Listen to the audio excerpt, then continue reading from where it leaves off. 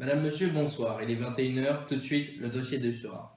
Nous allons nous pencher sur un sujet d'actualité qui concerne les entreprises et leur implantation. Notre problématique qui servira de fil conducteur est la suivante. Dans quelle mesure le risque de change influence sur les stratégies d'implantation des entreprises?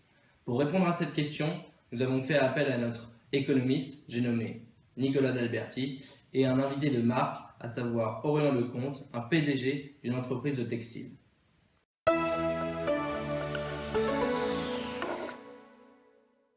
Donc Nicolas, pouvez-vous nous éclairer à propos des stratégies d'implantation des entreprises? Alors, pour résumer simplement la chose, je vais vous parler des stratégies d'implantation type des entreprises. La plupart des entreprises qui font le choix de s'implanter à l'étranger vont dans les pays asiatiques pour la simple et bonne raison que le revenu mensuel moyen par habitant est beaucoup plus faible. Nous pouvons prendre l'exemple de la différence du salaire mensuel moyen de l'Inde qui est de 128 dollars alors que la moyenne mondiale est de 850 dollars. Vous parlez là de la délocalisation. Beaucoup de Français en ont fait les frais malheureusement. Oui, la délocalisation représente le transfert de sociétés de capitaux et d'emplois dans des régions du monde offrant pour elles des avantages qui diffèrent en fonction des pays, à savoir un coût de production plus faible, une ouverture vers de nouveaux marchés, la réduction du coût de transport et la réduction des charges salariales, etc. Et vous, Orient, qu'en pensez-vous? Dans un contexte de mondialisation, de nombreuses firmes multinationales sont amenées à délocaliser leur activité. Comme vous l'avez dit précédemment, pour la plupart des entreprises, le choix d'implantation se fait surtout par rapport à un coût de production plus faible. Mais il y a d'autres raisons majeures. On peut prendre l'exemple de la firme multinationale Airbus, qui, en septembre dernier, a fait le choix de s'implanter aux États-Unis. Ce choix a été basé entre autres sur le prix des charges qui, je vous le rappelle, sont inférieures de plus de 30% par rapport à celles pratiquées en France et en Allemagne. De plus, le marché aéronautique est en pleine progression. Cela est dû à un vieillissement de la flotte locale. Ce marché est évalué à près de 750 milliards de dollars. En effet, l'entreprise prévoit de participer à la production de plus de 46 Airbus A320 par mois à partir de janvier 2016.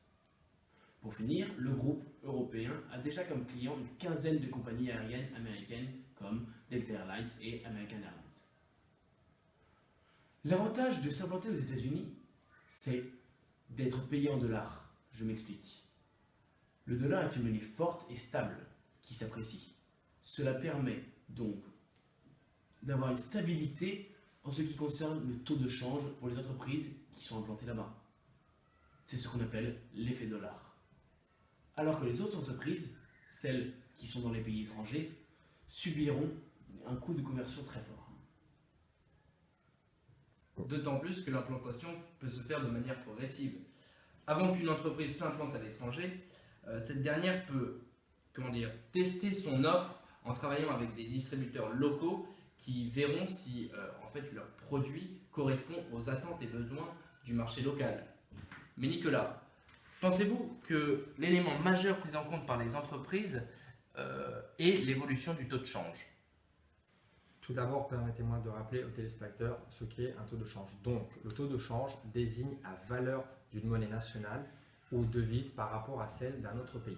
Le taux de change est déterminé par un État ou la banque centrale qui émet la monnaie par rapport à la monnaie de référence, qui en général est le dollar. Le taux de change est déterminé par l'offre et la demande de ces devises sur le marché de change. Ce dernier varie en permanence, notamment en fonction des taux d'intérêt et de l'inflation, ainsi que la parité du pouvoir d'achat.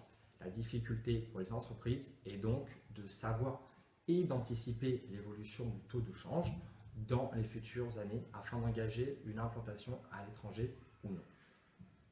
C'est incontestable. Le commerce international est lié au taux de change. Dès lors qu'une entreprise veut s'implanter à l'étranger, elle est confrontée à la notion du taux de change qui va influer sur ses activités. Le marché des changes est par définition un marché qui n'échappe pas au risque. À partir du moment où les entreprises opèrent ou s'implantent à l'étranger, ces dernières doivent prendre en compte le risque de change, qui est un déterminant majeur du commerce international. En ce qui concerne notre implantation en Inde, nous avons dû en effet prendre en compte le risque de change. Pouvez-vous nous en parler? Tout à fait. Le risque de change est le risque associé à la perte subie en raison des hausses ou des baisses de la monnaie du pays d'origine ou pays d'accueil, ou encore du pays dont la monnaie a été prise de référence. En prenant en compte cette variable, les firmes multinationales préfèrent ne pas s'engager avec de fortes ressources financières et s'implanter dans les pays où les dévaluations de la monnaie sont fréquentes.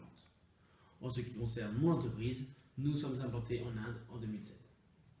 En 2002, le taux de change était égal à 1 euro égale 39 au pays, alors que récemment, en 2013, le taux de change atteint son maximum avec 1 euro égale 91 au pays. Notre entreprise a pu donc bénéficier de cette dévaluation du roupie par rapport à l'euro. Ce fut donc une très bonne opération pour nous.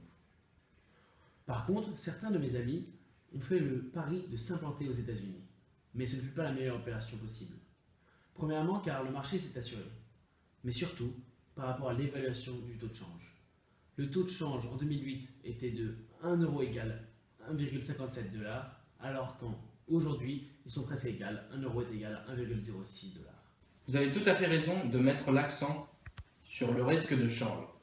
Les deux principaux risques sont le risque de transaction par rapport à l'importation, exportation et les délais de paiement, c'est-à-dire que les taux de change peuvent affecter sur le montant des factures, et le risque de perte de compétitivité, c'est-à-dire que les produits peuvent être plus ou moins chers en fonction du taux de change. Cela influence donc directement le chiffre d'affaires. Comment prévoir ces risques? Pour prévoir cela, il existe des techniques, des outils et instruments qui permettent d'éviter les conséquences liées à la variation du taux de change. En effet, les entreprises utilisent des méthodes internes ou externes. Cela se traduit la plupart du temps par un transfert de risque de change à des organismes financiers ou bancaires, à savoir méthodes internes. Elles sont définies par le comité de gestion de risque des entreprises, ou méthodes externes, ce sont les assurances. Comment les entreprises peuvent-elles gérer concrètement ce risque de change et quelles sont les étapes? Alors, il y a 4 grandes étapes. Tout d'abord, définir, mesurer l'exposition au risque de change, à savoir, certaines entreprises incluent dans leur calcul uniquement les transactions confirmées en monnaies étrangères, tandis que d'autres incluent aussi des transactions anticipées en devises étrangères. Deuxièmement, élaborer la politique de l'entreprise sur le risque de change. La troisième étape est couvrir le risque par les transactions et par d'autres techniques, et ils peuvent se procurer des instruments de couverture financiers auprès d'une banque ou d'un courtier de change. Enfin, évaluer et ajuster.